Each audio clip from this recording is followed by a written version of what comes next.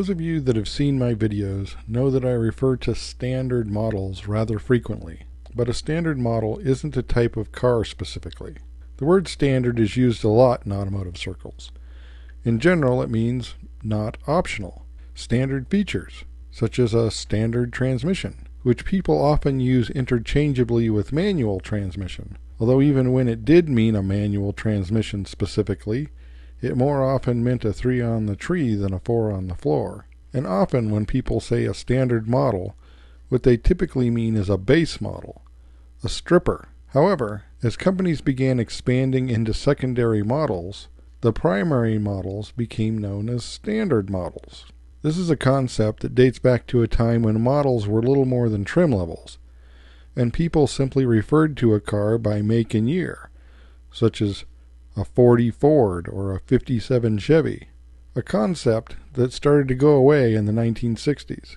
Nash would be one of the early brands to offer a non-standard model with the Rambler of 1950, while a standard Statesman had a 112-inch wheelbase and 134 cubic inch or 3-liter straight six with 82 horsepower, and the Ambassador had a longer front clip, extending the wheelbase to 121 inches to make room for its bigger 235 cubic inch or 3.8 liter straight six with 112 horsepower.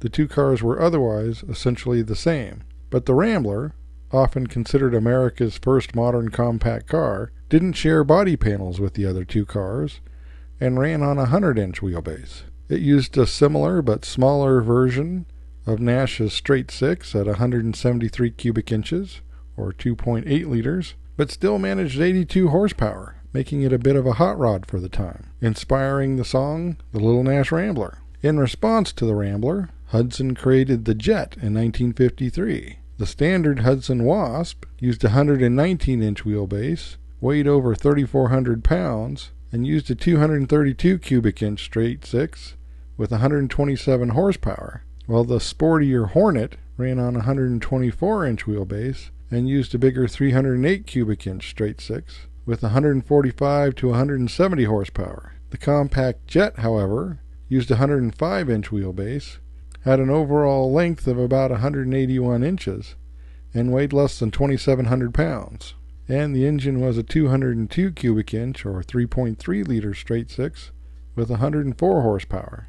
Chevrolet entered the sports car market with the Corvette in 1953, and although the Blue Flame's performance parts would bolt to any 53 Chevy engine, and the Corvette's mechanics were typical for the brand, the shorter 102-inch wheelbase and fiberglass body were quite distinct when compared to the 115-inch wheelbase Special, Deluxe, and Bel Air standard models. Ford soon followed with the Thunderbird in 1955. Whether you consider it a sports car or a personal luxury as Ford did, it was like the Corvette, and then it shared most of its mechanicals with the standard Fords, but had distinct styling and ran on a 102-inch wheelbase. It also used Mercury's bigger 292 cubic inch V8, compared to the standard Ford Mainline, Custom Line, and Fairlane that used a 115-inch wheelbase, and the biggest engine for 1955 was a 272 V8. Studebaker can be a bit confusing, as the standard models of 1955 became the Grand Touring Hawk of 1956, and the new standard models were introduced using the existing names Champion, Commander, and President, but in both cases the changes were more cosmetic than mechanical. New compact cars at Ford in 1960 gave Mercury the Comet, although technically it was planned as an Edsel and didn't get marketed as a Mercury until 61 and didn't get badged as one until 62. At introduction, it used a 144 cubic inch straight six with 85 to 95 horsepower and was 195 inches long, except for the wagon that used the Falcon's shorter 110-inch wheelbase. This is compared to the Edsel Ranger's 120-inch wheelbase, and Edsel's base engine was a 228 straight six with 145 horsepower, and two V8s were available, the 292 cubic inch 185 horsepower V8 and the 352 cubic inch 300 horsepower V8.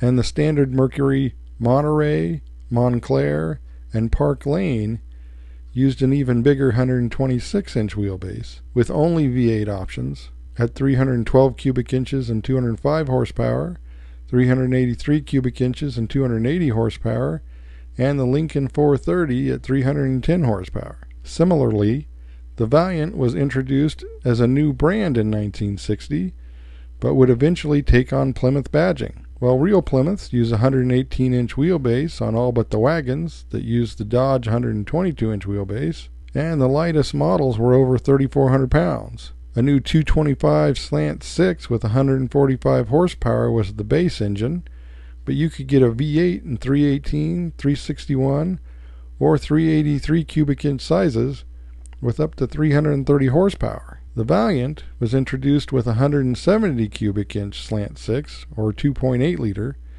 available with either 101 horsepower or the 148 Hyper Pack version, and it ran on a 106.5 inch wheelbase, was 184 inches in overall length, and weighed less than 2,800 pounds. BOP, or Buick Oldsmobile Pontiac, got upmarket compacts in 1961 in the form of the Buick Special Skylark, the Oldsmobile F85 Cutlass, and the Pontiac Tempest Le Mans. Buick and Oldsmobile variants used a 215 cubic inch or 3.5 liter V8 with 155 to 195 horsepower, an engine that would later be used by Rover, and the following year would also gain a Buick V6. The Pontiacs used their own drivetrain that included a 195 cubic inch Trophy inline 4 that was essentially half of their 389 V8. It produced 110 horsepower and was connected to a rear-mounted limited-slip transaxle with independent suspension. The cars ran on a 112-inch wheelbase and were 188 to 189 inches long. And although the standard Pontiac Catalina and Ventura shared its 119-inch wheelbase with Chevrolet, the primary BOP wheelbase was 123 inches and was used by the Pontiac Star Chief and Bonneville, as well as the Buick LeSabre and Invicta, and the Oldsmobile 88. And there were extended 126-inch wheelbase versions that were sold as the Oldsmobile 98 and the Buick Electra, or Electra 225, indicating its total length in inches, just more than 3 feet longer than the Skylark. Dodge got a version of the Valiant in 1961 as the Lancer, as at this point the Dart name was still being used on the base standard model. The standard model. Dart shared their 118-inch wheelbase with Plymouth, except for the wagons, which used the bigger 128-inch wheelbase of the more popular Polaris. Cadillac's personal luxury Eldorado would no longer be a standard model when it started to share its front-wheel drive layout with the Oldsmobile Toronado in 1967. Wheelbase decreased to 120 inches from the 129-inch wheelbase shared with the Calais and DeVille, but for the time being would share its engines with other Cadillacs. Other Cadillacs not only included the Calais and DeVille, but the even bigger 133-inch wheelbase 60 Special and the 150-inch wheelbase of the 75, essentially a factory limousine. Lincoln would follow Cadillac in 1968 with the Thunderbird-based Continental Mark III, and while the Mark III used a 117-inch wheelbase and was 216 inches in overall length, other standard Continentals used a 126-inch wheelbase and were 221 inches in overall length. Chrysler would be the last mainstream American brand to offer a non-standard model, with a clone to the newly restyled B-body Charger of 1975, and called it the Cordoba, a car with the best marketing for leather interior ever. Compared to the standard C-body